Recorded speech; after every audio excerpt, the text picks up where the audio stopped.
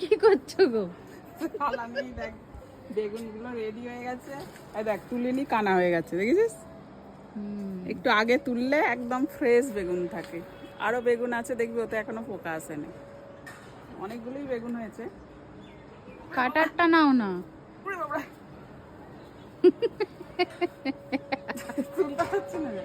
আরে চাষি ঘরের মেয়ে রে আমি, ধর চাষি ঘরের মেয়ে। বেগুন তুলে বাজারে বিক্রিও করতে যেতাম।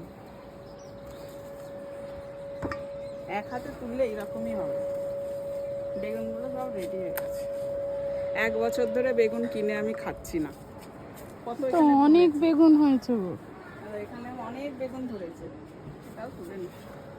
কিন্তু এটা বাড়বে, ছেড়ে দাও। ছেড়ে দাও, আরো তো আছে তোলার নাকি? এগুলো এগুলো তোলার হয়নি। এটাও বাড়বে। থাক তাহলে। বাড়লে কিন্তু আবার পোকা হয়ে যাবে। হ্যাঁ, সেটা আবার জ্বালা আছে। এইটা এইটা দেখ, দেখ এটা পুরো ফ্রেশ। এটা যদি আরো 2 দিন রাখি, পোকা এসে যাবে।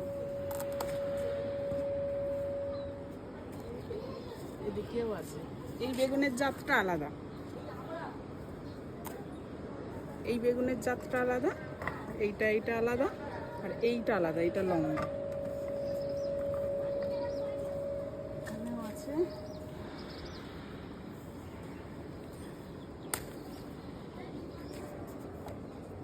বাবা, এগুলো সব হয়ে ভালোই বেগুন চাষ করেছো তুমি।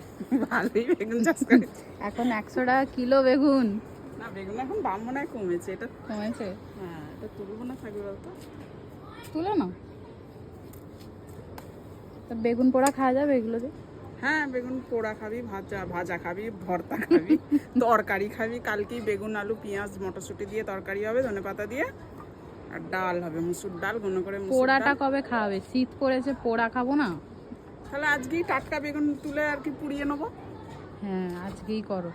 আর এই যে দানা ছড়িয়েছিলাম, বাবা, দেখ হয়ে গেছে। কি বেরিয়েছে এগুলো? পালং দানা আর পালং আর মূলো, হ্যাঁ এগুলো বাহ। বেরিয়েছে। আর এইগুলো কি? বরবটি? হ্যাঁ, বরবটি, ওতেও মূলো আছে। এগুলো বেরিয়েছে। এগুলোতে একটু যত্ন করতে হবে, একটু জল ফল দিতে হবে, খোল জল দিতে হবে।